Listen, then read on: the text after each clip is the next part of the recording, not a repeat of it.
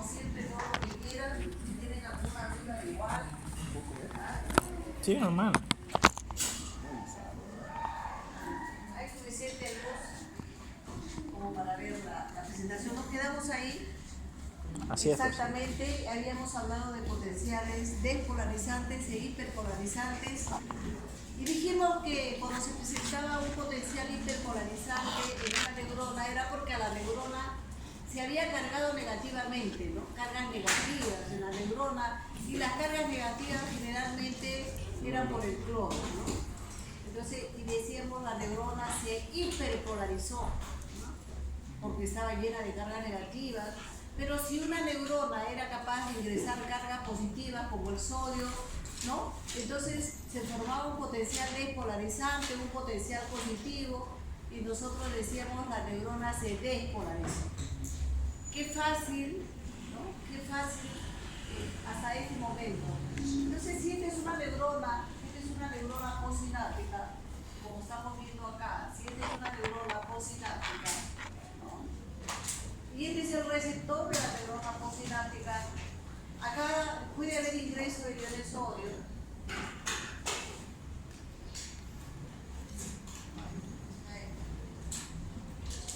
No se prende ahí, el botoncito. Ahí está.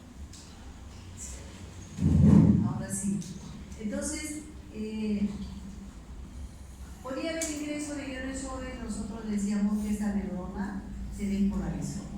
Pero también nosotros podemos decir lo siguiente, ¿no? Que existen otro tipo de transmisiones sinápticas en las cuales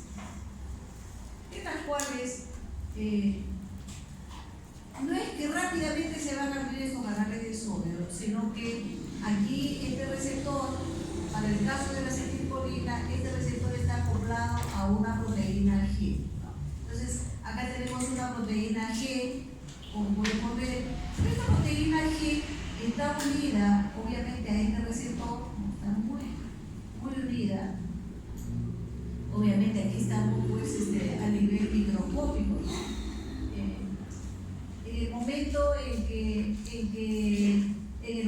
este receptor se une a su neurotransmisor, en ese momento ustedes ven que se acerca, se dispara el mecanismo que tiene que iniciar la transmisión. De inmediato se une a esta proteína G y se activa la proteína G. En este caso es de la proteína GS.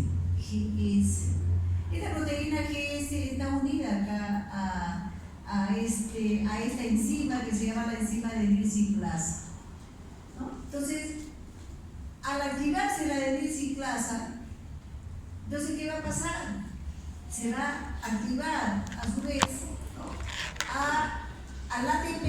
Acá hay una molécula de ATP, o puede ser la molécula de GTP, se comportan de la misma manera. El ATP, el GTP se comportan de la misma manera. Entonces, para este caso acá está interviniendo el GTP se convierte finalmente, ¿no?, en GMP cíclico o AMP cíclico, ambas de la misma manera.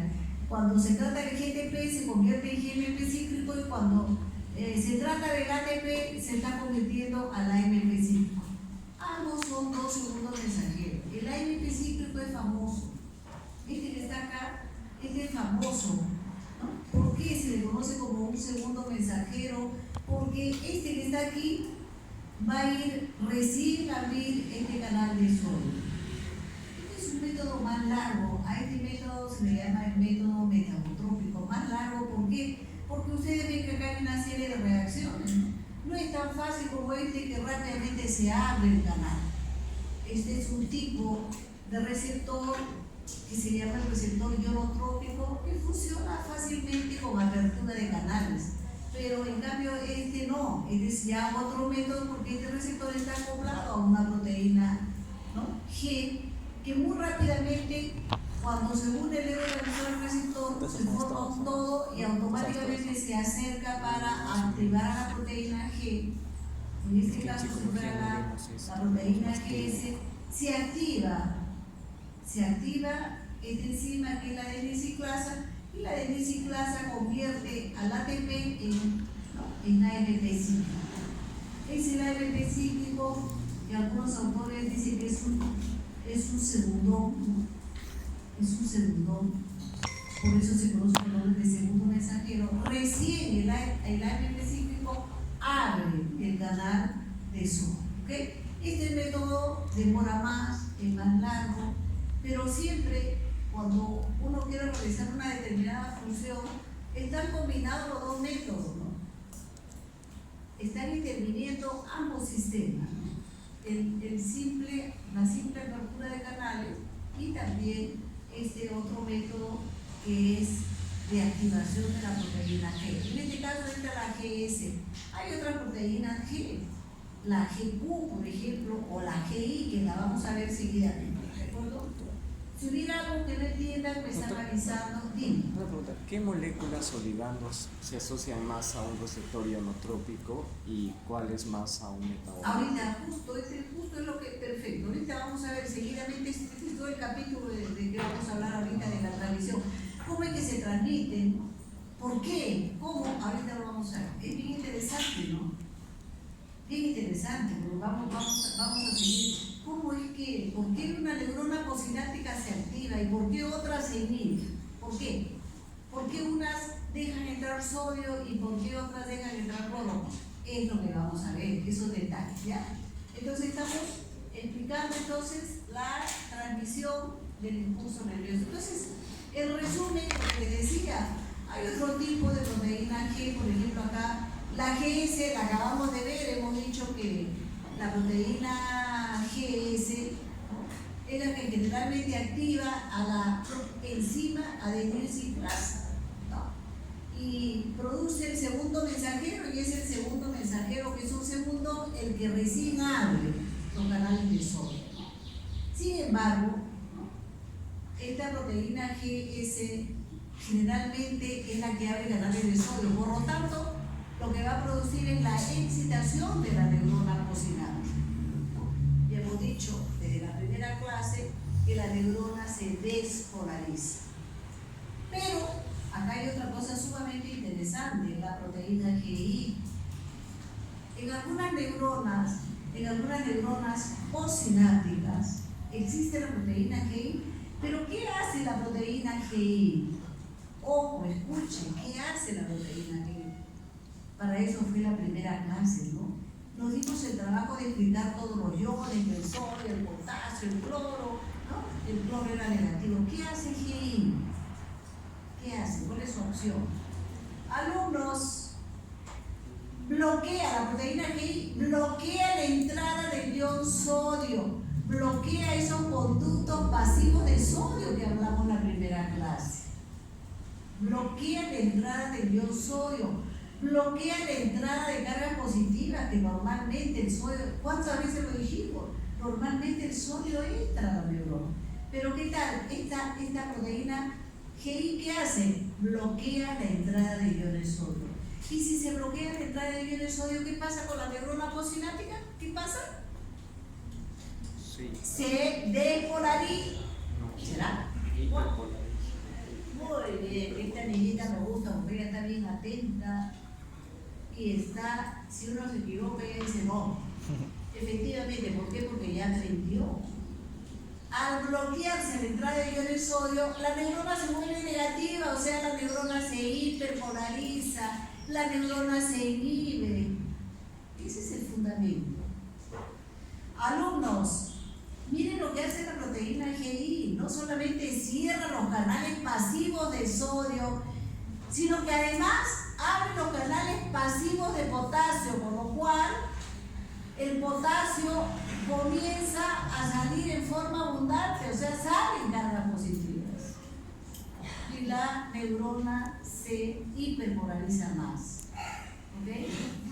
Aumenta la salida de los iones potasio desde el intracelular, con lo cual la neurona posináptica se hiperpolariza más, se negativiza más. ¿Ok? Sí. Qué interesante. Eso es lo que hace la GI. proteína GI. Ahora ya sabemos por qué una neurona posináptica se inhibe. Ahora ya lo sabemos. Porque ¿no? Porque dentro de la neurona va a existir esta proteína GI. Pues. ¿Ya? Entonces, este es un método que es el método de los segundos mensajeros, el método de las proteínas G, ¿no? Sigamos avanzando. Y acá lo ven solamente muy sencillo por la negatividad en este caso, que podría ser de esta neurona, ¿no? Cuando está la proteína G. Ya habíamos mencionado la recaptación de neurotransmisores. Ya lo habíamos mencionado. Y habíamos dicho que en algunas sinapsis, y que ustedes la pueden anotar ahora si no la anotaron, la sinapsis, que la mayor parte de autores le llaman las sinapsis noradrenérgicas o adrenérgicas también. ¿Cuáles son? Las pueden copiar, ¿no?, en su cerebro, o yo recomiendo que lo copien en su cuaderno. ¿Cuáles son? Estas se comportan de una manera muy parecida. La noradrenalina, 1, 2, adrenalina, 3, la serotonina y 4, la dopamina. Así de fácil. Estos cuatro neurotransmisores se comportan de una manera muy parecida. ¿Y qué hacen? A la clase pasada dijimos que había una enzima famosa que era la acetilcolinesterasa, que tenía que entrar, actuar después que se transmitía el impulso nervioso, y que era famosa ¿por qué? Porque tenía que limpiar toda la acetilcolina que se había evacuado al espacio sináptico. Pero esta acetilcolinesterasa es muy potente y es muy efectiva, pero en las sinapsis noradrenérgicas o adrenérgicas no existe la acetilcolinesterasa, no existe una enzima parecida. Entonces, ¿qué mecanismo emplea la neurona para poder desaparecer el neurotransmisor del medio? Este mecanismo. Este es el mecanismo de la endocitosis. ¿Qué hacen? Este es la norepinefrina o la noradrenalina, es la misma cosa. Una vez que se realizó la transmisión del impulso nervioso, ¿no?, entonces aquí nuevamente se engloba la noradrenalina, se endocita, y como entonces endocita nuevamente se la lleva pues hasta, ¿no?, realmente se va a resintetizar, sigue su viaje axonal, ¿se acuerdan?, retrógrado, y se va al cuerpo de la neurona para que nuevamente se resintetice, realmente se produzca, en este caso, la noradrenalina o la adrenalina. ¿De acuerdo? Bien, este método se llama la recaptación de los neurotransmisores. Por si acaso, acá tenemos un receptor de tipo alfa 2. Este receptor de tipo alfa 2 regula la salida del neurotransmisor. Acá hay un guardián, pues tampoco se puede evacuar todo el neurotransmisor, de ninguna manera todo es un funcionamiento milimétrico. Acá hay este receptor alfa 2 que es el que gradúa la salida de este neurotransmisor, ¿no? Ya tenemos la noradrenalina con sus receptores para la noradrenalina, los receptores alfa 1, alfa 2, beta 1, beta 2. Seguimos. Bien. Acá tenemos todo lo que ustedes van a hacer en su seminario, el estudio de la acetilcolina en todas las clases de neurofisiología. Vamos a volver a repasar esto, porque la acetilcolina la vamos a encontrar en muchas funciones. La acetilcolina, hay neurotransmisores que son clásicamente excitatorios. Por favor, a mí me gusta mucho esta clasificación de los neurotransmisores, que es una clasificación funcional. ¿Funcional por qué? Porque es muy fácil, ¿no?, para ustedes. Los excitatorios, que son glutamato y aspartato. Glutamato y aspartato siempre serán excitatorios. La clasificación de los inhibitorios, fácil, GABA y glicina. Clásicos, inhibitorios GABA y glicina.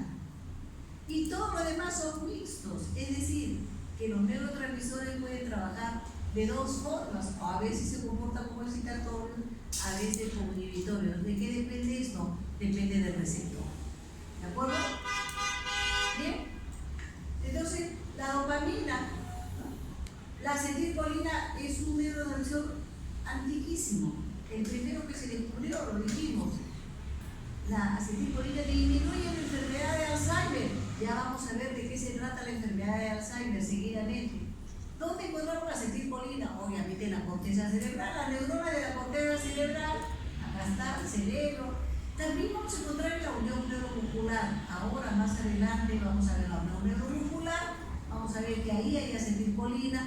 Por lo tanto, la motoneurona alfa es la que produce la acetilcolina. Ojo, la motoneurona alfa produce acetilcolina. Gracias a la acetilcolina es que caminamos. Si no hubiera acetilcolina no podríamos caminar, porque la acetilcolina justamente es el neurotransmisor que se va a juntar con los receptores de los músculos. Ahora lo vamos a ver. Entonces, la dopamina la encontramos disminuida, niveles disminuidos en la enfermedad de Parkinson. ¿Qué damos en la enfermedad de Parkinson? Deberíamos dar dopamina, pero no damos la dopamina. Los médicos que hacemos, damos el precursor de la dopamina. ¿Cómo se llama el precursor de la dopamina? Levodopa. Entonces yo le doy a mi paciente levodopa, el paciente ingiere el levodopa y luego ¿qué pasa? La neurona coge la levodopa y la lleva a dopamina. Con eso tengo niveles más altos de dopamina. ¿De acuerdo? La noradrenalina es el neurotransmisor del estrés, ¿no? De la alerta. O sea, lo normal es que uno esté en situación de alerta para que no le pase nada, pero otra cosa es cuando ya hay una sobreproducción de noradrenalina, ya la persona está en una situación de estrés. El estrés no es recomendable para nadie, ¿no? Luego tenemos acá la serotonina está disminuida en la depresión. ¿Qué doy cuando un paciente está deprimido? La depresión para nosotros es gravísima. ¿Por qué? Porque el paciente va al suicidio. No podemos permitir que un paciente esté deprimido, tenemos que tratarlo. Entonces, hay niveles disminuidos de serotonina en la depresión, tenemos que darle, ¿no?, este neurotransmisor. Igual le damos el precursor de la serotonina. ¿Cómo se llama el precursor de la serotonina? Se llama 5-hidroxitriptamina. Eso lo van a ver en todos los libros y ahorita lo vamos a seguir analizando. ¿Ya? Bien, ¿dónde se sintetiza? En diversas partes del sistema nervioso, igual que los demás neurotransmisores, ¿no? Si ustedes ven acá el hipotálamo, en la mayor parte la mayor parte de los neurotransmisores se sintetizan, se producen en el hipotálamo, la serotonina en especial, el sistema límbico que tiene que ver con las emociones y en otra parte, como vamos a ver, y la retina. Si analizamos retina, es impresionante la retina, ya la veremos, cómo funciona la retina, por qué tanto neurotransmisor en la retina lo veremos. Y acá hay diferentes tipos de receptores. Yo les dije de que de acuerdo al tipo de receptor hay una determinada función de la neurona postsináptica. A veces hay inhibición, a veces hay excitación. Por ejemplo, les acabo de dictar los neurotransmisores excitatorios y les he dicho, dentro de los excitatorios está el glutamato. Es famoso el glutamato, famoso. Porque en los congresos de neurología todo el mundo habla del glutamato. Es el neurotransmisor de la excitotoxicidad. ¿Qué significa excitotoxicidad? El glutamato es netamente excitatorio, pero todo tiene que estar en la justa medida. Tenemos los niveles exactos de neurotransmisores. Alumnos, si se aumenta un neurotransmisor estamos frente a una enfermedad. Si se disminuye el neurotransmisor estamos frente a otra enfermedad. Tiene que ser perfecta la cantidad de neurotransmisores que nosotros tenemos en la sangre. Tiene que haber un equilibrio perfecto entre neurotransmisores excitatorios e inhibitorios para funcionar adecuadamente. Entonces, por ejemplo, aquí tenemos diferentes tipos de receptores para el glutamato. Alumnos, si hay alguna duda, me dicen. Se dan cuenta que yo voy por eso cada vez un poquito más, porque ya hemos pasado la parte básica, ¿no? taparte el pie. Pero siempre vamos a seguir hablando. Levanta la mano si no entiendes algo y me dice repítalo. No me molesto. Dime. Profesora, ¿por qué el glutamato es solamente excitatorio? ¿Por qué no puede ser un inhibitorio único? ¿Por qué no puede ser? Eso es como bien interesante la pregunta, me encanta. Me gusta porque ella está pensando un montón. A veces pensamos bastante. Entonces yo la misma pregunta te haría, yo te voy a hacer una pregunta más sencilla que la que tú me has hecho. Yo te diría, ¿y tú por qué naciste mujer?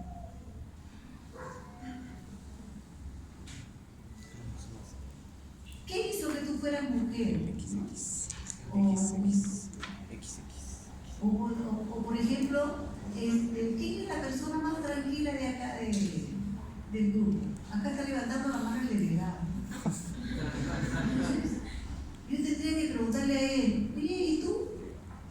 ¿Y tú por qué eres tranquilo? ¿Tú por qué naciste tranquilo? Cariño mío, tu respuesta es el código genético. Simplemente así es la Todo es el naturaleza, código pues, el genético. glutamato está hecho para... Porque genéticamente está, ¿no? Este receptor está programado para ser excitatorio. No está programado para...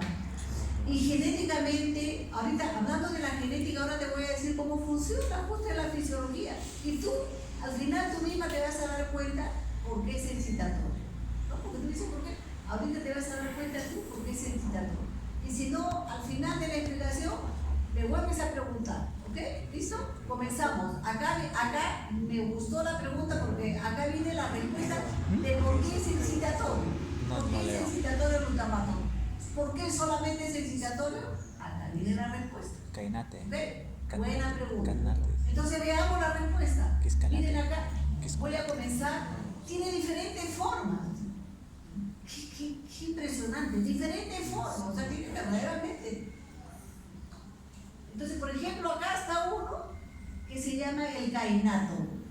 Ese receptor se llama cainato. A todos los receptores se le han puesto diferentes nombres porque tienen diferentes funciones y entonces nosotros generalmente los fisiólogos estamos hablando ya en ese sentido del receptor. El cainato se caracteriza ¿por qué? Porque deja entrar solamente ion sodio.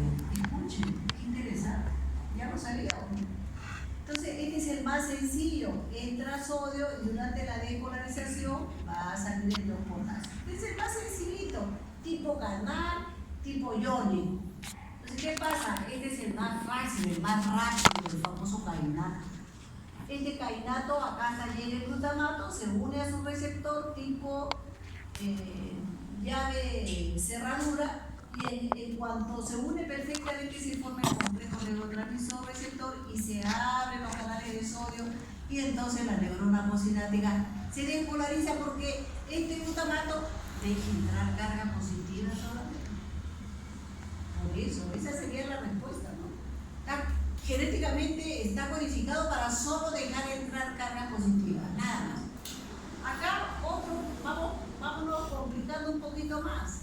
Este tipo de receptor es parecido al cainato, este se llama el quisqualato, en español el quisqualato.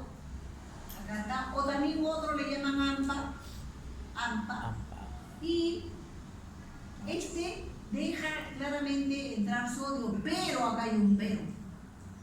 Normalmente, aquí aparece esta molécula de zinc, normalmente, para que este receptor se abra y deje pasar el sodio, necesita de la presencia de zinc. Este zinc recibe el nombre de neuromodulador. Acá vemos ese concepto, el concepto de neuromodulador. Es que si no hay zinc, no se abre el canal. Miren qué interesante. Tiene que estar el zinc aquí en este punto, y una vez que se une el zinc, recién cuando venga el glutamato y se une a su receptor, se va a abrir el canal. Si no hay zinc, no se abre, no funciona. Miren qué interesante, por eso se llama neuromodulador. Nos vamos complicando un poco más, y acá hay otra forma de receptor para el glutamato, que también, por supuesto, todos son excitatorios porque todos dejan pasar solo cargas positivas, el sodio es positivo. Y acá tenemos este que es muy conocido también en el mundo de la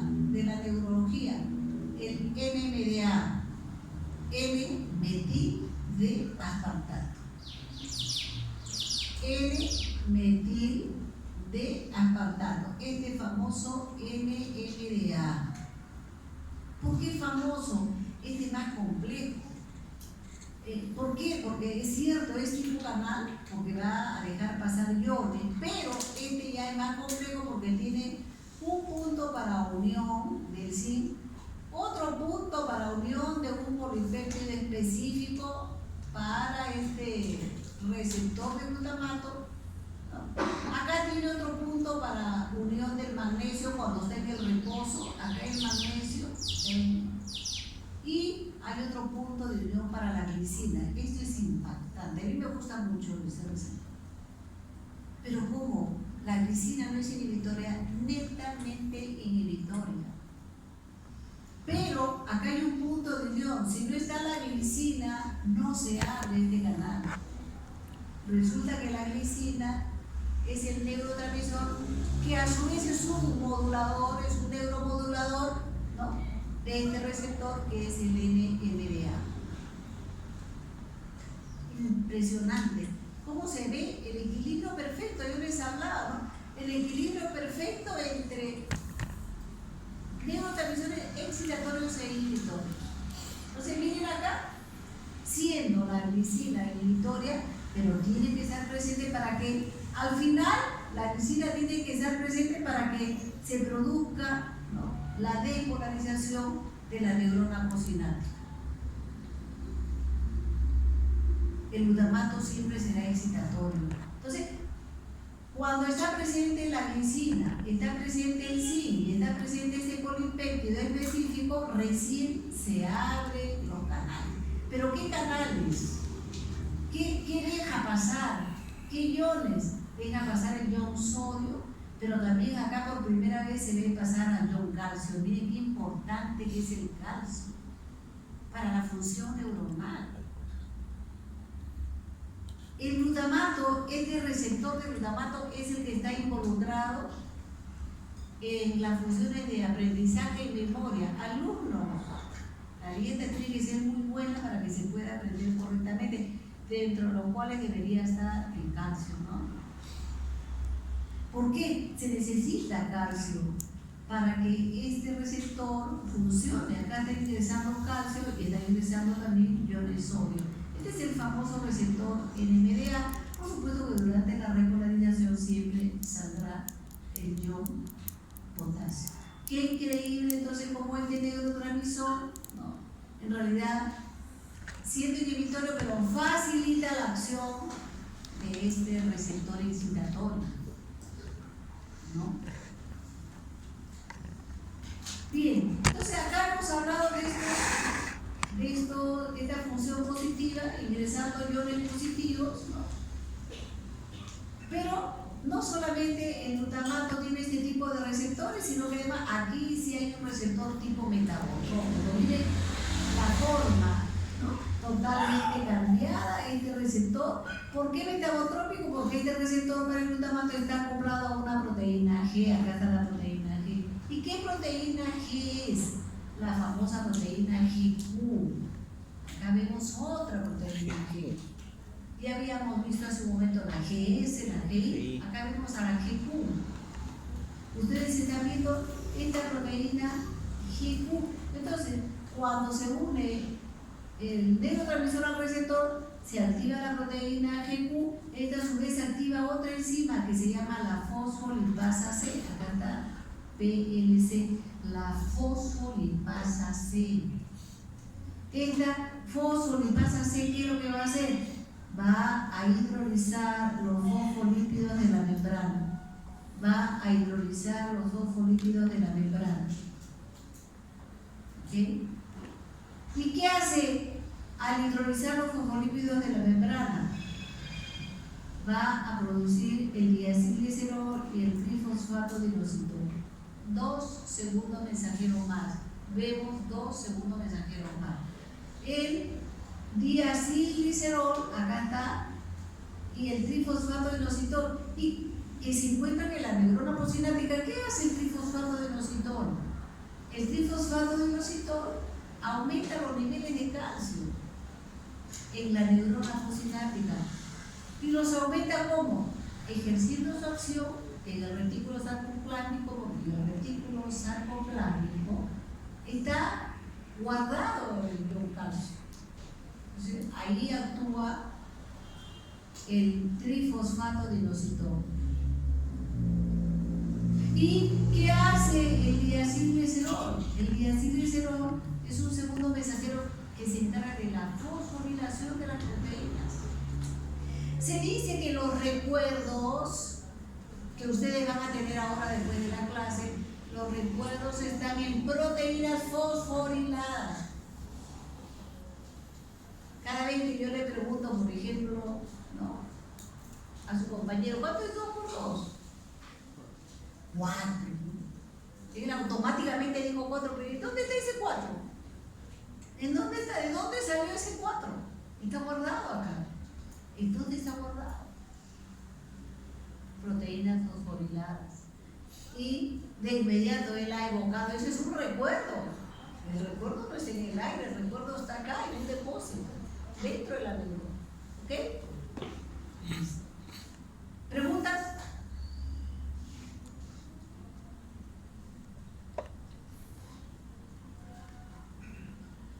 ¿Está claro? ¿Sí? ¿No hay preguntas? Bien. Bien. Dime. ¿Puedes repetir qué es la función de la función de La proteína. Claro que sí, la proteína GQ. A repetirlo. ¿Qué hace la proteína GQ? Generalmente la proteína GQ, cuando es activada, ¿no es cierto?, en la neurona postsináptica, va a activar a otra proteína que es una enzima, y esta proteína GQ activa a la fosfolipasa C. Fosfolipasa C. Y esta fosfolipasa C es una enzima muy poderosa que va a actuar en los fosfolípidos de la membrana de la neurona. Va a hidrolizar los fosfolípidos, los hidroliza. ¿Y qué va a formar?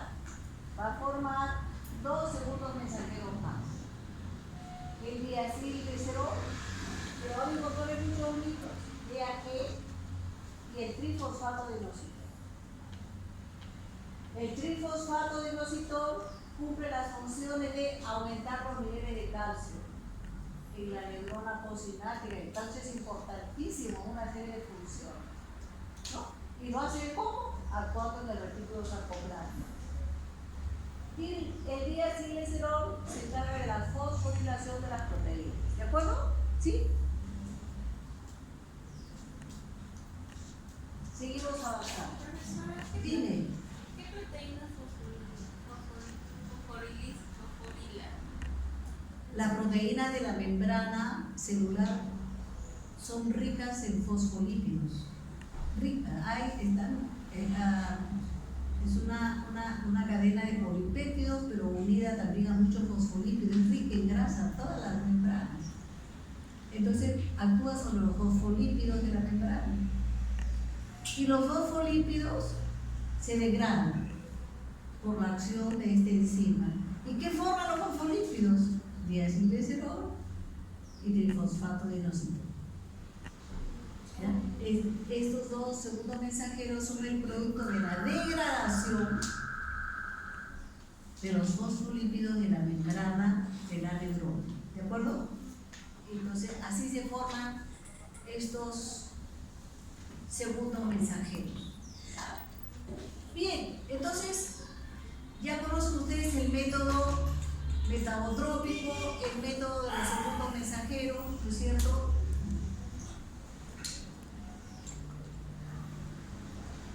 Lo que más abunda en la naturaleza, en el organismo humano, justamente, ¿no?, son estos receptores acoplados a la proteína G, amigos.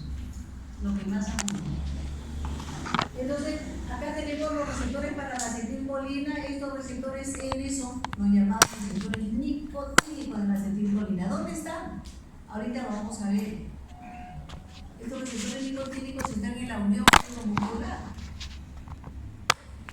donde el filete nervioso, la terminación de la motoneurona alfa se une al músculo. ¿Para qué? Para que el músculo se mueva. Ahí está este receptor nicotínico de la acetilcolina. La motoneurona alfa produce acetilcolina. Es el único neurotransmisor que produce, alumnos. Por eso es que gracias a la acetilcolina que la persona camina, ¿no? Ahora, acá están los receptores también para la acetilcolina muscarínicos, M1, M2, M3, M4. ¿Por qué muscarínicos? Los muscarínicos se encuentran en las vísceras, porque la función es muy parecida a la sustancia esta que se llama la muscarina, ¿no? Entonces, tienen una función especial. ¿Cuáles son las funciones? La vamos a ver, porque va a haber una clase especial para ver este tipo de funciones. Por ejemplo, el receptor M2 se encuentra en el músculo cardíaco. El M1, por ejemplo, se encuentra en la neurona de la corteza cerebral. Y en el músculo cardíaco, el receptor M2. Cuando la acetilcolina actúa en el corazón, ya van a ver el capítulo de cardiovascular, van a ver la fibra muscular cardíaca. En la fibra muscular cardíaca se encuentra este receptor M2. ¿Qué hace? Este receptor M2, cuando se junta con la acetilcolina, cuando se une, disminuye los niveles de AMP cíclico. Es interesante. ¿Y cómo es que lo disminuye? Porque el receptor M2 está acoplado a una proteína GI.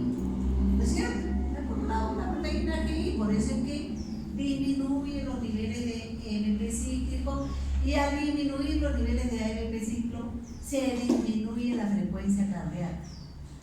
Se disminuye la frecuencia cardíaca, incluso se puede producir paro cardíaco. La acetilcolina produce paro cardíaco por eso. La acetilcolina es muy poderosa. Si la acetilcolina aumenta tremendamente a nivel plasmático, el paciente muere por paro cardíaco, alumnos. Muere por paro cardíaco. ¿Cuándo se produce la muerte por paro cardíaco? Hay una afección que se llama la intoxicación por órgano no forado. El paciente toma veneno y el veneno es un tóxico tremendo. Tiene órganos fosforados y los órganos fosforados van a producir el aumento tremendo de la acetilcolina a nivel plasmático. Ya ustedes saben ahora, cuando yo hablo a nivel plasmático, ya ustedes están entendiendo, ¿no? El paciente está grave, ya me entienden ahora, ya estamos hablando en el mismo idioma, ¿no es cierto? Ahora sí, porque ya hicimos la primera clase. Entonces, acá está, el M2 se encuentra en la fibra muscular cardíaca, fundamentalmente es un receptor acoplado a la proteína GI, totalmente inhibitorio.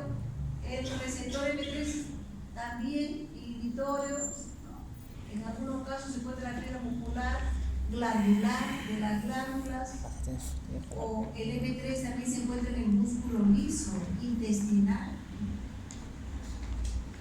La función del músculo liso intestinal ya la verán en su debido momento en el capítulo adecuado. Disminuye el AMP cíclico, esto es sumamente interesante. El MP4 se encuentra a nivel glandular y también se encuentra en los órganos sexuales masculinos. O sea que la acetilcolina tiene que intervenir en la función sexual. Qué interesante. Pero cuando el receptor M4 se activa a nivel de las glándulas, estamos hablando, ¿qué hace la acetilcolina con todas las glándulas salivales, las lacrimales? La estimula. Por eso es que acá se aumenta el trifosfato de inositol y el diacilglicerol. Justo lo que les decía. El trifosfato de inositol actúa incrementando los niveles de calcio, y cuando se incrementan los niveles de calcio en cualquier célula, se activa una determinada función. En este caso, por ejemplo, las glándulas sudoríparas aumentan su secreción.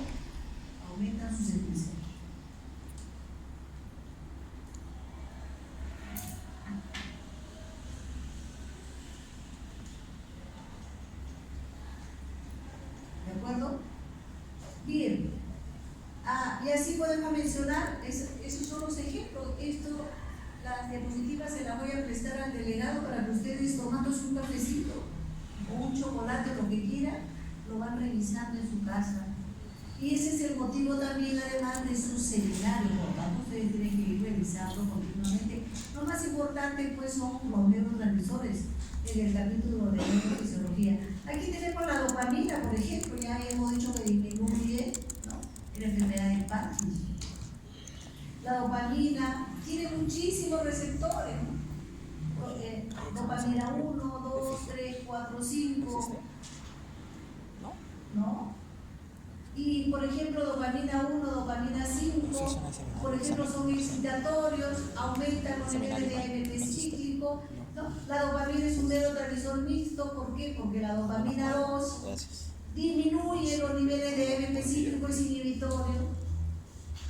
Interesante. Y D3 y D4 también resultan siendo inhibitorios. Cada vez, alumnos, cada vez se descubren nuevos receptores. Esto está en pleno descubrimiento, es de la ciencia que corre a pasos agigantados. Uno ve en una revista, resulta que ya hay un nuevo receptor que se descubrió. La noradrenalina, tenemos los receptores alfa 1, alfa 2, beta 1, beta 2, beta 3. Los más famosos, ¿cuáles son? Acá, todos los beta 1, beta 2, beta 3. ¿Por qué? Son excitatorios. Gracias a estos receptores se aumentan los niveles de AMP cíclico y se aumenta la frecuencia cardíaca.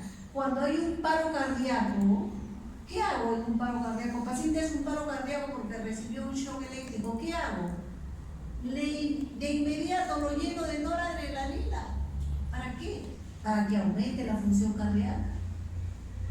Previo masaje cardíaco. El paciente se recupera, se salva. ¿Por qué? Porque estos receptores son de tipo excitatorio. ¿De acuerdo? Son excitatorios. Los receptores beta se encuentran, alumnos, los receptores beta se encuentran fundamentalmente en la fibra muscular cardíaca. Mientras que estos receptores alfa se encuentran fundamentalmente en las pequeñas arteriolas de los vasos sanguíneos. Gracias a los receptores alfa 1 y alfa 2 se aumenta la presión arterial porque estos receptores producen vasoconstricción, alumnos. Estos receptores producen vasoconstricción. Muchas veces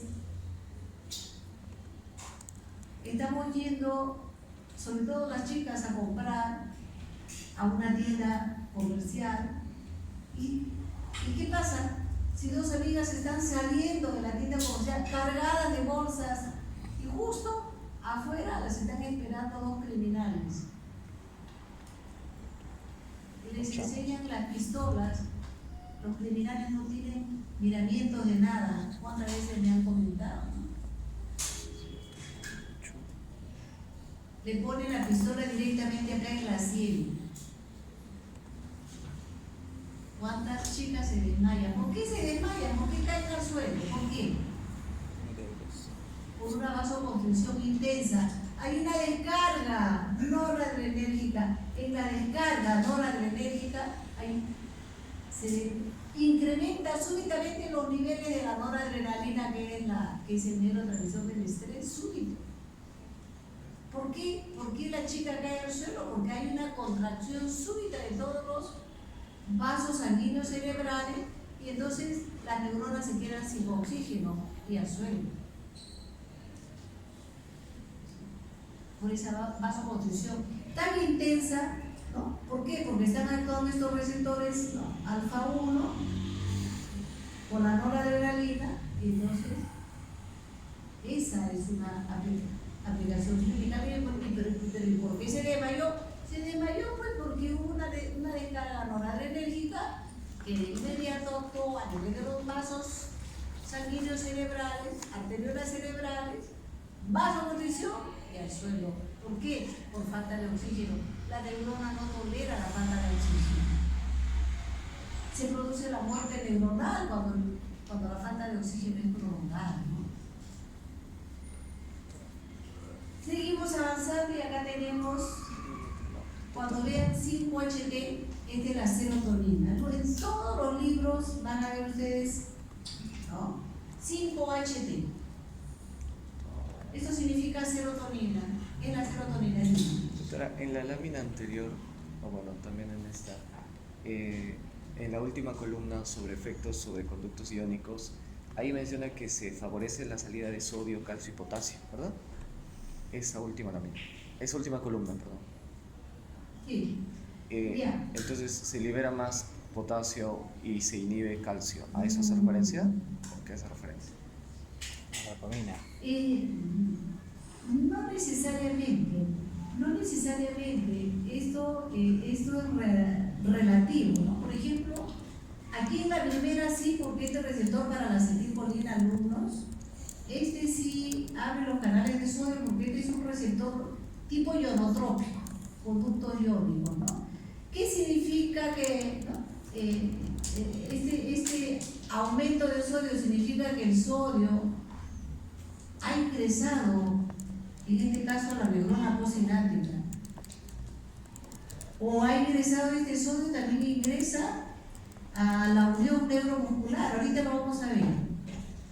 O sea, se aumentó, sí, pues se aumentó, pero ingresó muy rápidamente a la neurona postsináptica. Esto hay que tenerlo con cierta relatividad, ¿no? Acá, por ejemplo, aquí, cuando están actuando, habíamos dicho el trifosfato de inositol, teóricamente este fosfato aumenta los niveles de calcio, lo habíamos dicho, ¿no? Fundamentalmente, ¿no? Esto es relativo porque se presta que tú te confundas muchas veces, claro, lo he tomado tal cual porque ¿dónde aumentó? ¿En qué parte aumentó? A nivel plasmático sí, pero fue muy fugaz porque rápidamente, ¿no? Rápidamente el calcio entra a la neurona postsináptica. ¿Ok?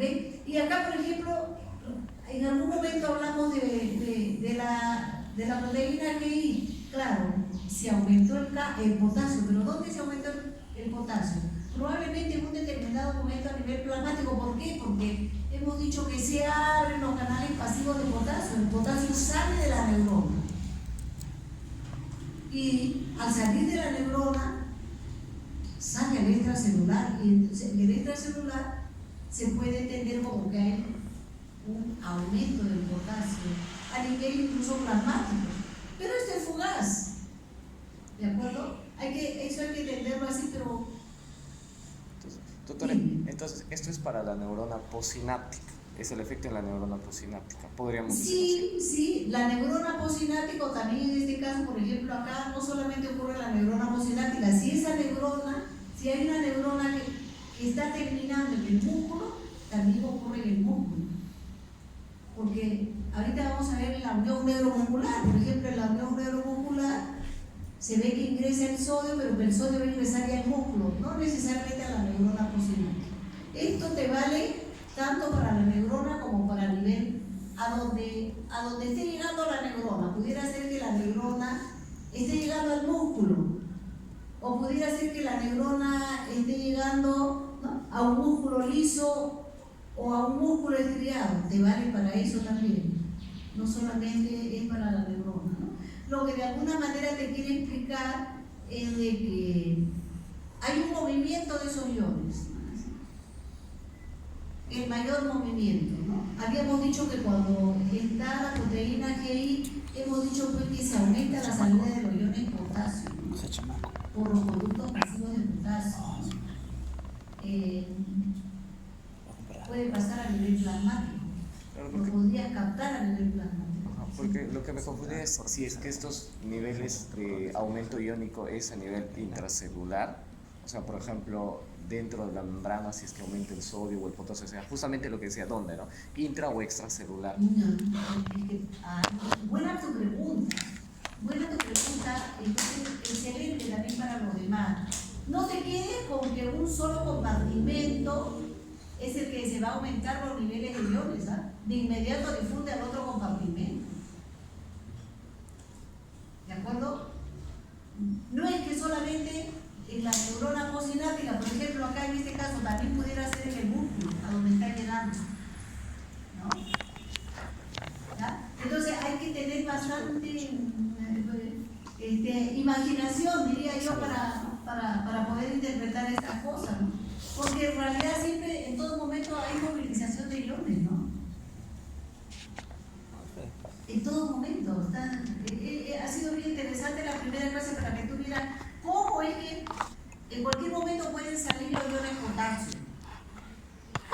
activar la salida de iones potasio.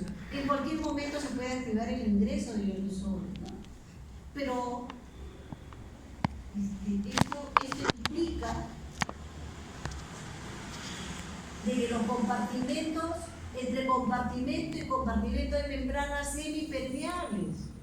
Entre célula y célula tenemos membranas semipermeables y los iones pueden ir de una célula a otra fácilmente. Ahorita hay una diapositiva para eso que tú estás preguntando. ¿Ya? Entonces, vamos a ver. Entonces, aquí tenemos la serotonina, ¿no? La cantidad de receptores. Esta diapositiva lo que quiero demostrar es que hay, hasta ahora se han encontrado miles de receptores. Por eso es que acá les digo, sí, pero los más famosos son tales y tales, porque imposible que ustedes se van a aprender los miles de receptores, pero hay cosas que son puntuales, ¿no? Ya les acabo de decir lo del corazón, ¿no? Y acá igual, ¿no? La serotonina tiene muchísimas funciones que ya lo van a ver ustedes y la van a hacer seguramente en su seminario. La serotonina tiene muchas funciones, no solamente interviene en la depresión, la serotonina interviene en la inducción del sueño, también es un bloqueador del dolor, son muchísimas, eleva el ánimo, son muchas funciones. Entonces, por eso la cantidad de receptores que tienen, diferentes receptores y cada uno con diferentes funciones, algunas veces son inhibitorios, otras excitatorios, ¿ya?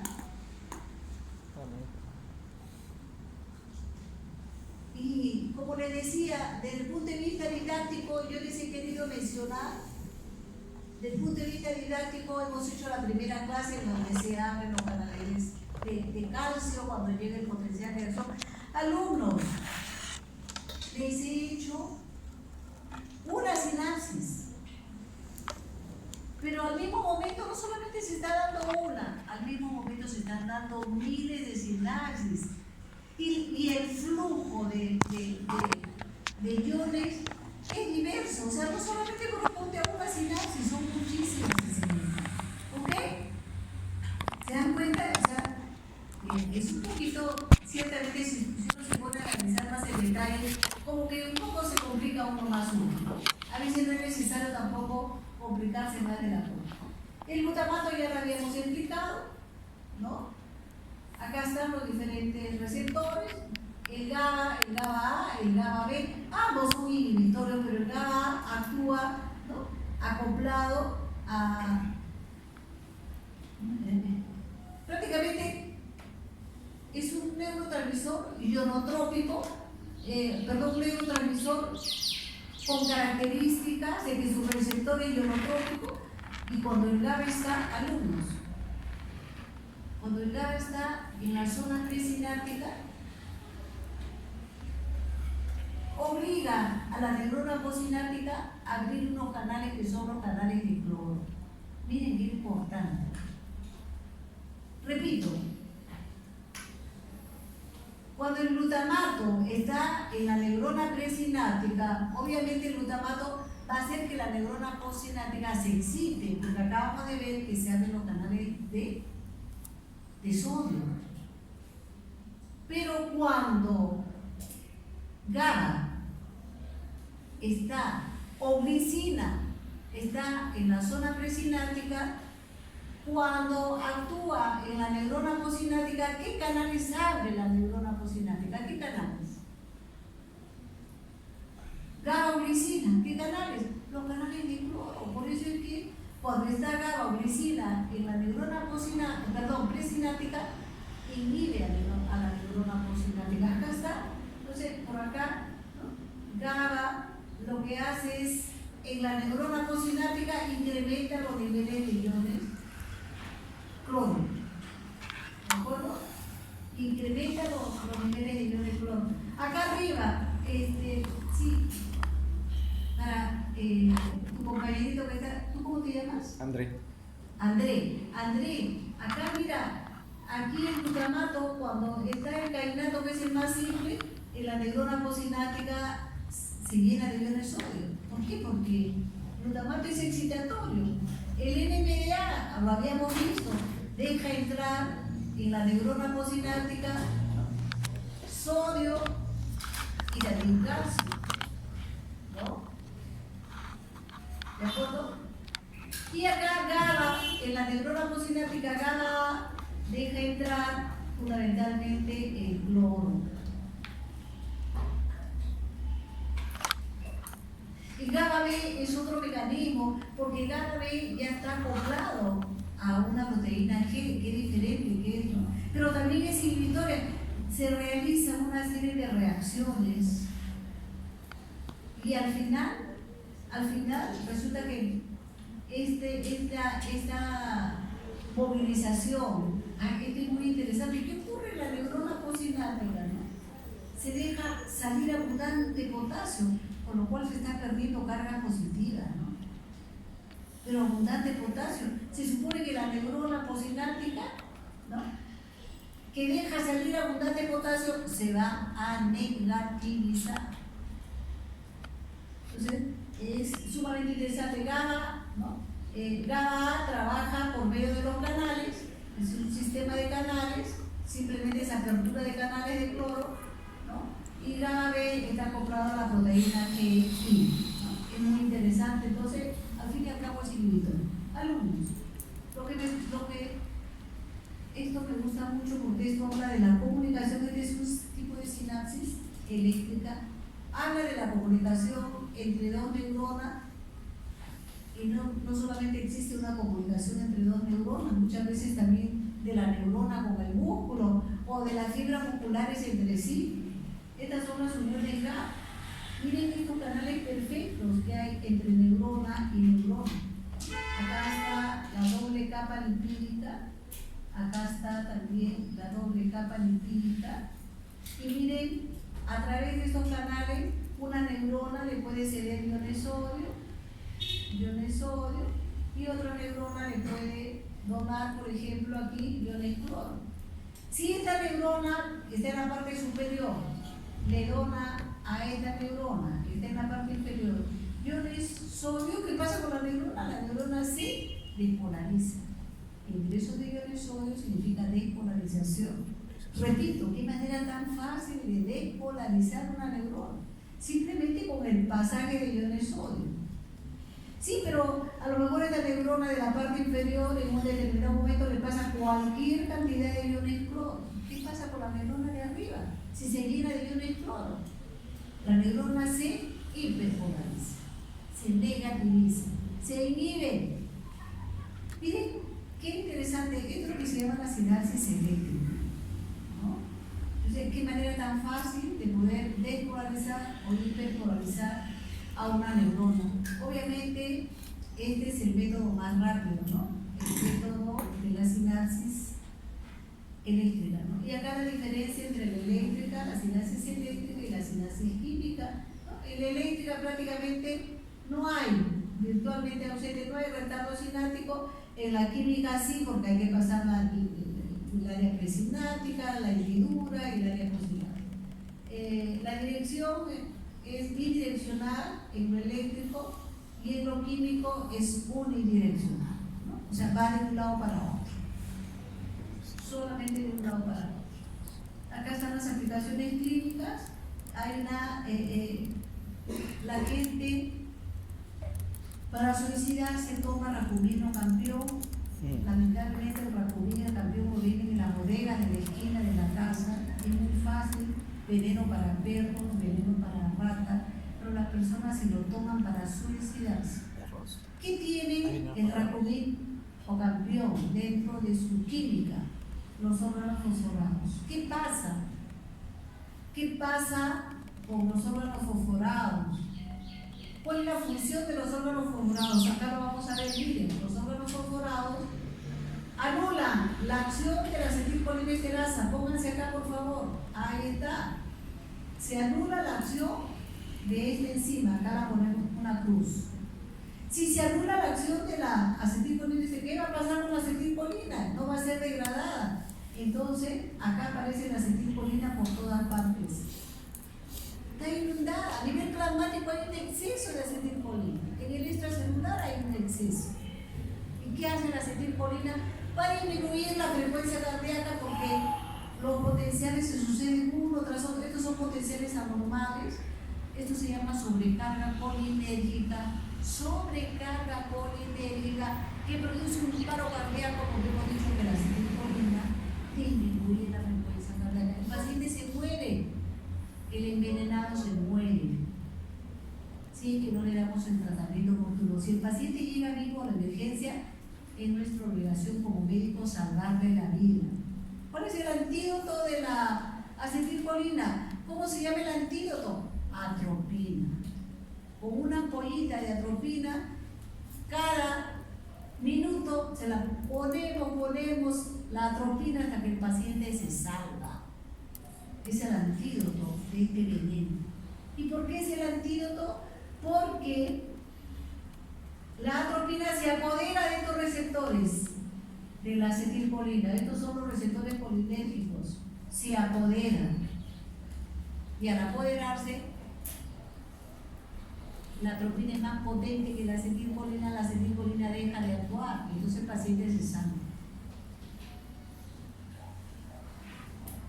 Acá tenemos el botulismo, ¿no? Esta es una bacteria que abunda en el pescado, sobre todo en la conserva de pescado. ¿Cuál es la acción de esta bacteria? Emite una toxina que se llama la toxina botulínica. ¿Y qué hace la toxina botulínica? Actúa a nivel de esta proteína exocidadora que vuelve a la vesícula sináptica, que se llama la sinaptobrevina, la bloquea. Y al bloquear a la sinaptobrevina, entonces ya no hay exocitosis del neurotransmisor. Si no hay exocitosis de la acetilcolina, se produce parálisis de todos los músculos, las manos, las piernas. El paciente llega sin poder movilizarse. El problema no es que no se mueva, el problema es que se paralizan los músculos respiratorios y el paciente se muere, ¿no? Ya por paro respiratorio, porque los músculos no funcionan. Hay que ponerle una máquina pulmón, ¿no? En una máquina, un respirador artificial, y por eso el paciente se salva, ¿no? Por supuesto hay que dar el tratamiento, ¿no? Para matar a la bacteria. Acá tenemos la demencia de Alzheimer. Se ha demostrado que en los pacientes que tienen demencia de Alzheimer, estos receptores están atrofiados. Receptores. 90. ¿Por qué? Porque hay anticuerpos que aparecen contra estos receptores, se destruyen, y con lo cual hay niveles disminuidos de acetilcolina. ¿Qué hago? ¿Cómo trato a mi paciente con enfermedad de Alzheimer? ¿Qué le doy? Le doy un bloqueador de la enzima. Pues si yo le doy un medicamento anticolinesterásico, o sea, si yo bloqueo la enzima, la acetilcolinesterasa, la acetilcolina no actúa, y de alguna manera la acetilcolina está en niveles más altos. El paciente de alguna manera mejora. Entonces, tengo que darle un bloqueador de la enzima acetilcolinesterasa. No me ha funcionado para nada, no me hace caso esto. Sí, estaba tratando de quitar eso, pero no se ha quitado nada. Pasamos rápidamente a la función muscular, ¿de acuerdo? Este es el músculo, ¿no? Ya ustedes conocen, aquí lo más importante, acá está el retículo sarcoplámico, y acá hay unos canales que son los canales, ¿no? Los canales que se llaman los tubos T, porque tienen la forma de T. Acá está guardado el calcio, este es el retículo sarcoplámico, y estos canales sirven para que por aquí discurre el calcio sale por acá y comienza a transitar. No solamente el calcio, sino el potencial de acción, que ya vamos a ver seguidamente, ¿no? Entonces acá está las proteínas clásicas, ¿no? La miosina de mayor peso molecular y tiene más color, como que esta coloración. Acá las moléculas de actina, acá se superponen las moléculas de actina, y acá tenemos esta superposición, y acá por eso esta coloración más negra que se llama la línea Z. Entre las dos líneas Z se encuentra la sarcómera del músculo, ¿de acuerdo? Y acá están los tubos T. Miren cómo los tubos T llegan acá, a la superficie, ¿no? Y se comunican con otra fibra muscular. Ojo, miren, una comunicación perfecta, tipo unión GAP. Miren acá, porque el calcio va a pasar de una célula a otra. Ahora, esta que me preguntabas, ¿no? André me preguntaba, pero André, el calcio pasa de una fibra muscular a la otra. Se supone que se incrementa el calcio, sí, pero está pasando a la otra. ¿Podrás detectarlo a nivel plasmático? A lo mejor una pequeña cantidad escapa de los tubos. Lo pone bien difícil, ¿no? ¿No es cierto? ¡Qué increíble! Seguimos. La unión es de la motoneurona alfa llegando, ahí está lo que me preguntaba André, es de la motoneurona alfa, la terminación, pero llegando al músculo, mira, acá está el músculo. Y acá están los receptores, en el músculo están los receptores de acetilcolina. Entonces, ¿qué va a pasar? Se une la acetilcolina aquí a su receptor y en ese momento se abren los canales de sodio y el sodio inunda a la fibra muscular. Y la fibra muscular se despolariza, ¿no? Qué fácil. O sea, igualito como la neurona se despolariza, igualito se despolariza la fibra muscular, amigos. ¿De acuerdo? ¿Sí? ¿Está claro? ¿Sí? ¿Está claro, no? ¿O no? ¿O ya se te va complicando? Dilo. El sodio que está dentro de la neurona va a pasar al Mira. Ay, despierta. Te explico. Alumnos, no se duerman. Yo les estoy explicando lo mínimo. Estos son resúmenes. Si ustedes miran esto en unos tratados tremendos. Entonces, esto es como si fuera una sinapsis que ya la hemos estudiado en la clase pasada, pero esta es una forma de sinapsis especial que se llama la unión neuromuscular. Acá, llegando a la terminación, que es la terminación de la motoneurona alfa, la terminación, mira, que la motoneurona alfa hemos dicho que sintetiza acetilcolina. Estas son moléculas de acetilcolina. La motoneurona alfa, vamos a suponer, se activa. La motoneurona alfa se excita, acá está, se excita. Y al excitarse llega el potencial de acción de depolarización. ¿Ya? Una vez que llega el potencial, ocurre igualito a lo que en la sinapsis. Se abren los canales de calcio y el calcio desde afuera pasa acá, al interior de esta terminación. El calcio pasa al interior de esta terminación. Pero, ¿para qué pasa el calcio? Para empujar, para producir la isocitosis de las vesículas sinápticas que tienen acetilcolina. Acá hay acetilcolina, no hay otra cosa. La motoneurona alfa produce acetilcolina, por favor.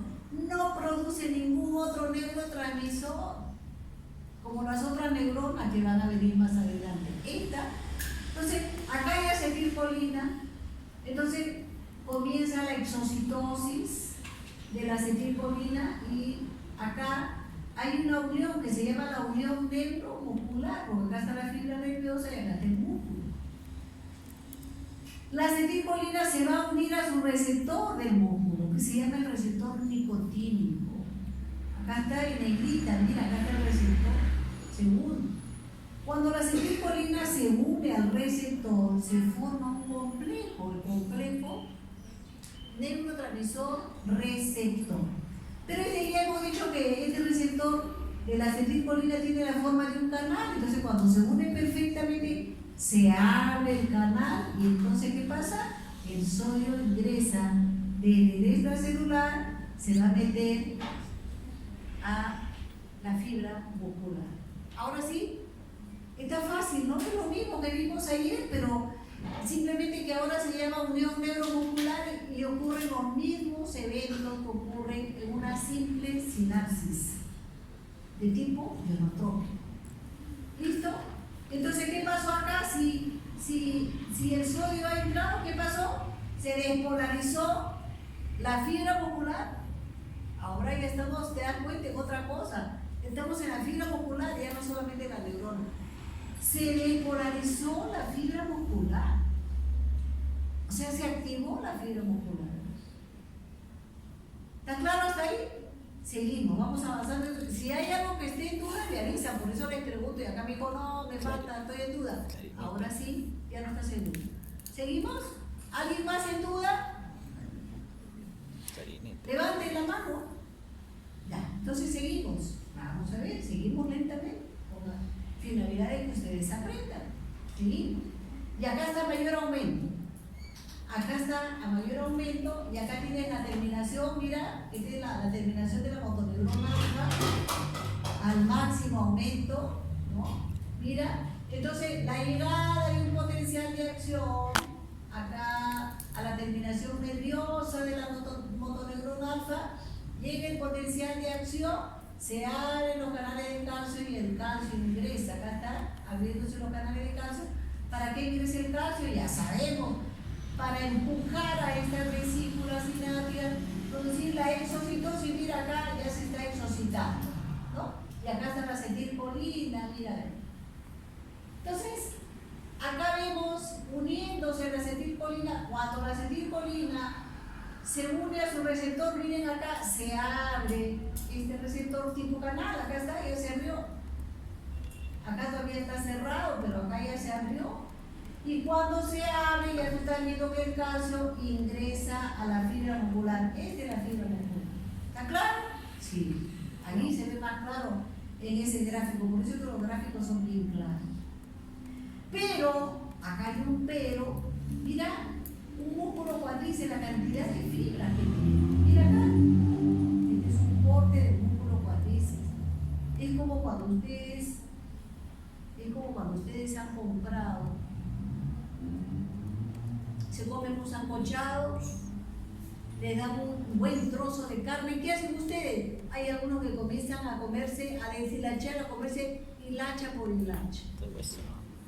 Esas son las fibras musculares. Miren acá, alargaditas, pegadas unas a otras. Aquí llegando una terminación de la motoneurona alfa, miren, se pone sobre varias fibras musculares, miren acá. Esto es lo que se llama el botón terminal. La terminación nerviosa. Esta es una motoneurona alfa llegando a varias fibras musculares. Hay autores que le llaman a eso la unidad motor. ¿De acuerdo? La unidad motor. ¿Sí? Entonces, aquí tenemos que el sodio está ingresando. ¿Por qué les pintaba esto? Porque, alumnos, basta que una fibra muscular se despolarice por los canales K, se transmite la corriente eléctrica a la otra fibra muscular y también la otra se despolariza. ¡Qué increíble! Repito, basta que una fibra muscular se despolarice para que a través de las uniones K la corriente eléctrica la manda a la otra fibra muscular y la otra también se despolariza. O sea, ocurre lo que se llama una despolarización en cadena de todas las fibras. Como me dijo alguna vez uno de sus compañeros, es una despolarización en dominó. Basta que una se despolarice para que los demás también. ¿No?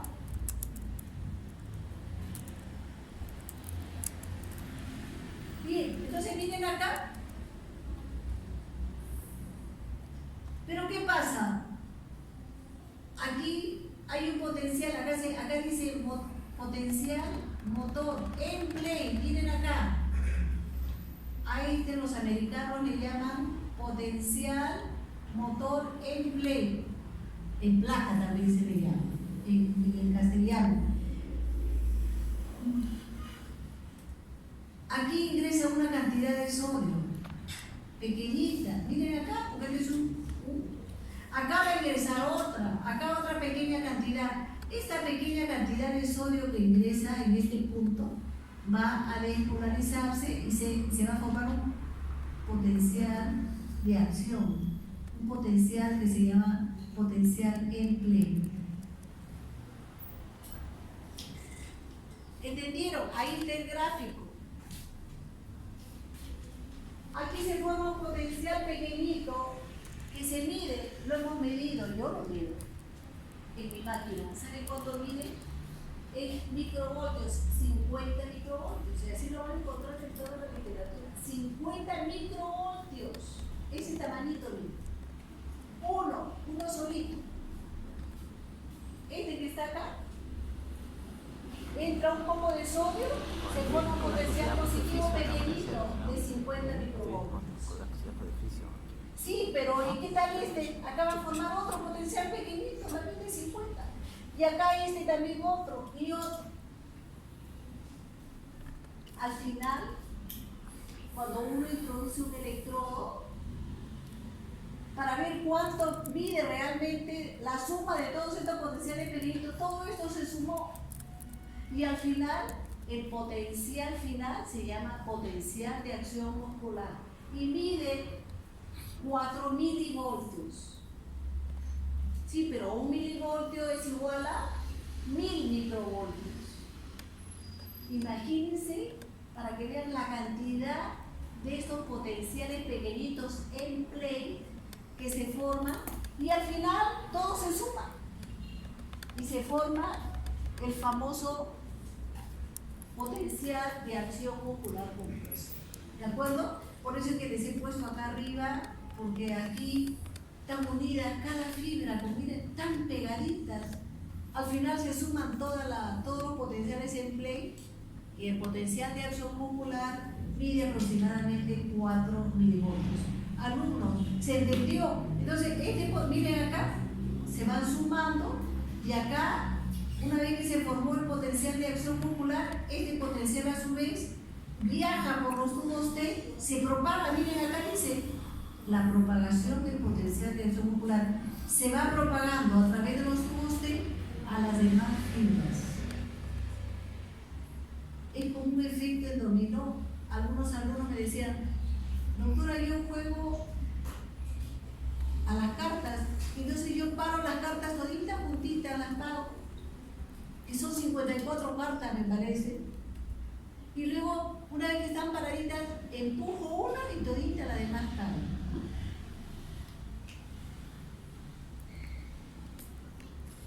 Ese es el efecto en dominó. Basta que una se despolarice para que todas las demás se despolarizan. Es una despolarización en cadena, se puede decir. Alumnos, ¿está claro el concepto? ¿Quedó claro? Sí, sí.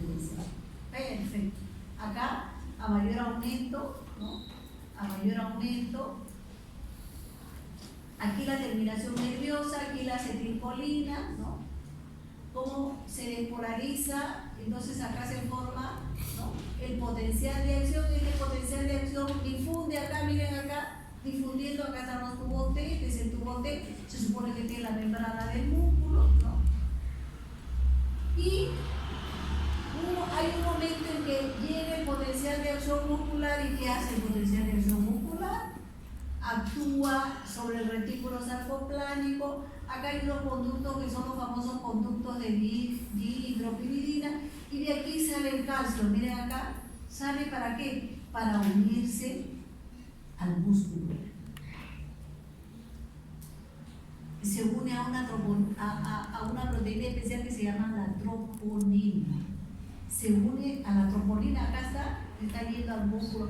Una vez que se produjo la contracción muscular, regresa el calcio previamente guardado en el retículo sarcoplánico.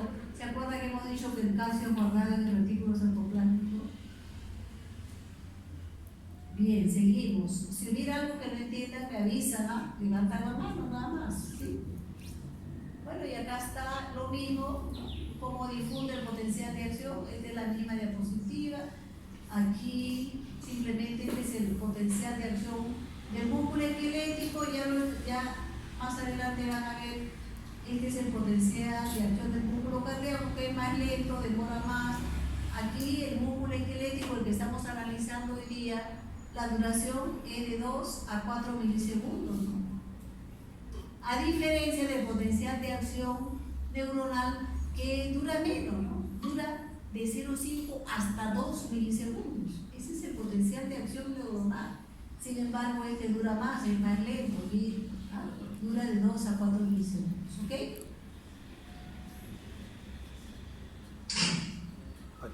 Y acá está la estructura de la miosina y cómo aquí, ahora ya se sabe que es un proceso de deslizamiento, ¿no? Cómo se deslizan estas fibras y estas moléculas de actina sobre las moléculas de miosina. Simplemente es el deslizamiento de la molécula. Aquí están relajadas y aquí están contraídas totalmente, por lo cual la sarcómera se considera entre 2 líneas Z, ¿no? Acá están las 2 líneas Z. Y acá están relajadas la sarcómera y aquí está la sarcómera contraída. ¿De acuerdo?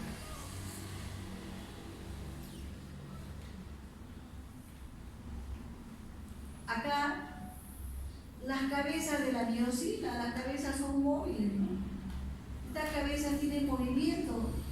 Si mi brazo es la molécula de miosina, mi antebrazo será la cabeza. Las cabezas están continuamente en movimiento. Cuando aparece la contracción muscular, comienzan a traccionar a las moléculas que están arriba, que son las moléculas de actina. Es una tracción simplemente. ¿Quién hace el deslizamiento? Porque lo que se ve a grosso modo es que se desliza. Sí, pero ¿quién hace ese trabajo de deslizar? A la molécula de actina. Acá están las moléculas de actina, acá arribita, acá están las de actina, ¿no? Acá actina, y son las de miosina las que comienzan a traccionar y a mover, a movilizar a las moléculas de actina. ¿Ok? ¿Quién realiza todo el trabajo muscular? ¿Quién? Las moléculas de miosina. Por favor. Estas son las que están trabajando. Las de actina solo se dejan deslizar. Miren acá, a mayor aumento, lo que les decía, las moléculas de actina de menor peso molecular. Acá hay otras moléculas que son las de troponina con 3 fracciones, la fracción T que se une a la tropomiosina. Esta es la tropomiosina. Aquí tenemos la tropomiosina. Y aquí tenemos a la troponina. ¿De acuerdo? Con sus 3 fracciones. La fracción I que se une a la actina. La fracción C que se va a unir al calcio, C de calcio, C viene de calcio, y la T unida a la tropomiosina. Esto es en el reposo. Acá está todo relajado, todo el sistema relajado, la cabeza de la miosina, por supuesto al máximo aumento, acá miosina, las moléculas de actina, ¿no? Y acá la soguía esta que separa completamente, aquí la tropomiosina, bloqueando la unión de la miosina con la actina, ¿no? Y acá la molécula de la troponina con su fracción C esperando al ion calcio. En este punto se va a unir al ion calcio. Bien, el reposo y durante la contracción muscular, acá está la contracción muscular, acá está, aparece el calcio. Recuerden que después del potencial de acción aparece el calcio, ¿no? El calcio se une acá en este punto a la fracción C y en este punto obviamente la troponina cambia su configuración, tiene pegado un calcio, elevó su peso molecular, es otra molécula. Al aumentar su peso molecular, ¿no? realiza la activación de la tropomiosina. Miren acá la tropomiosina. ¿Qué pasa? Ese cambio, ¿no? de configuración, de posición, hace que se lateralice, y como está pegada acá a la tropomiosina, lateraliza a la tropomiosina y deja libre este punto de unión que existe entre miosina y actina, y acá comienza la maniobra del pivoteo, comienza la tracción. La cabeza de la miosina comienza a traccionar a la actina, que solo se deja deslizar. Esto es lo que ocurre durante la contracción muscular. Y acá está un resumen de todo lo que hemos hecho hasta ahorita. Un resumen que me parece bueno. Cómo se genera este potencial de placa terminal, los potenciales en play, cómo luego se suman y se genera el potencial de acción de la espina muscular, cómo difunde este potencial a través de los zumos T, ¿no? El ion calcio, cómo sale del retículo sarcoplástico, ¿no es cierto? Y se une a la troponina, la fracción C, ¿no es cierto? Y comienzan los enlaces cruzados. ¿A qué se le llama enlaces cruzados, alumnos? ¿A qué se llama? Si esta es la... Vamos a suponer que acá está todas las moléculas de actinos. Son una tira de moléculas de actinos. ¿Y qué hace la cabeza de miosina? Vamos a suponer que acá están suspendidas las de actinos. ¿Qué hacen las de miosina? Comienzan a hacer esto, las cabezas. ¿Tá? Comienzan a hacer esto. Este ir y venir, esta maniobra de pivoteo de la cabeza, estos son los enlaces cruzados. Enlaces cruzados que están haciendo, ¿no?, las cabezas de la miosina, ¿no? ¿Ok? Ahora viene la relajación siempre después de una fase, cuando el músculo esquelético, después que un músculo se ha contraído, es mejor que se relaje. De lo contrario viene ¿qué? Viene el calambre, ¿no? Cuando no se relaja adecuadamente el músculo, viene el asunto del calambre. ¿Qué significa la relajación? El calcio deja de actuar y se regresa el calcio al retículo sarcoplástico, ¿no?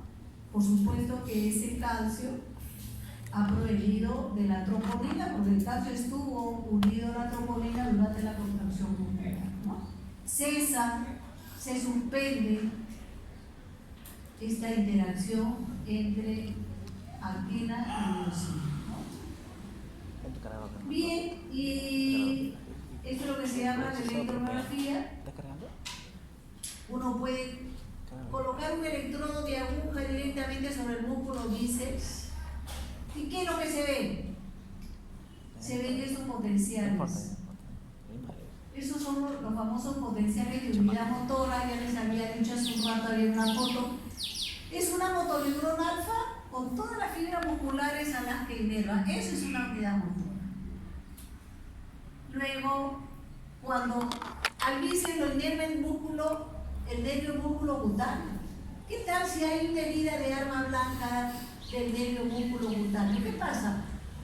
Hay una parálisis completa del bíceps, si la lesión es completa del nervio. Si el nervio ha sido cortado totalmente, hay una parálisis. ¿El paciente podrá flexionar el codo? No. No, porque hay una parálisis del bíceps. Después de 15 días que ha sido seccionado este nervio, aparece, ¿no?, unos potenciales pequeñitos que se llaman los potenciales, ¿no?, de fibrilación, y potenciales que se llaman ondas positivas, que son potenciales del músculo de izquierda. Normalmente, alumnos,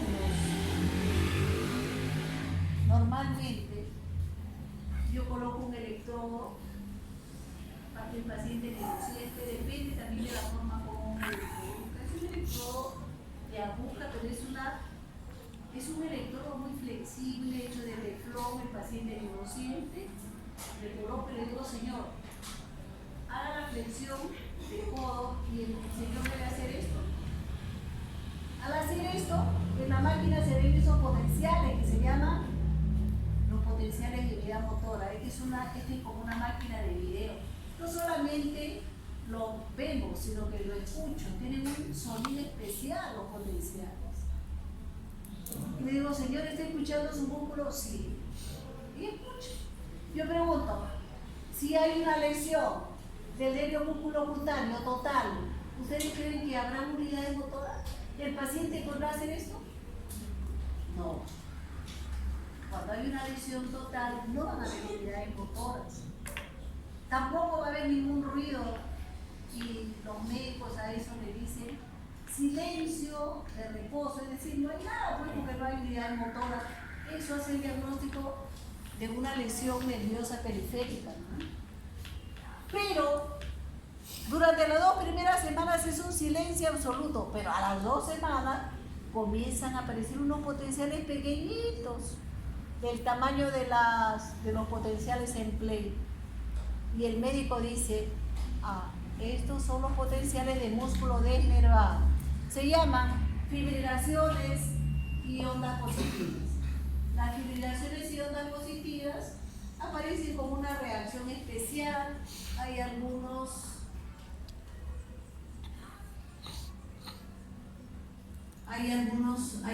autores que dicen que es un intento del músculo por querer moverse, pero el asunto es que el músculo produce este tipo de potenciales. Se llaman potenciales de desnervación. Aparece porque el músculo está desnervado, sin su nervio, pero está inervado porque el nervio ha sido lesionado. ¿De acuerdo? Bien, delegado, tenemos clases a qué hora? 4:20. 4:20, sí, O profesor. sea que ya estamos sobre. Creo que ahí nos quedamos, ¿ok? Nos quedamos ahí. Voy a llamar lista.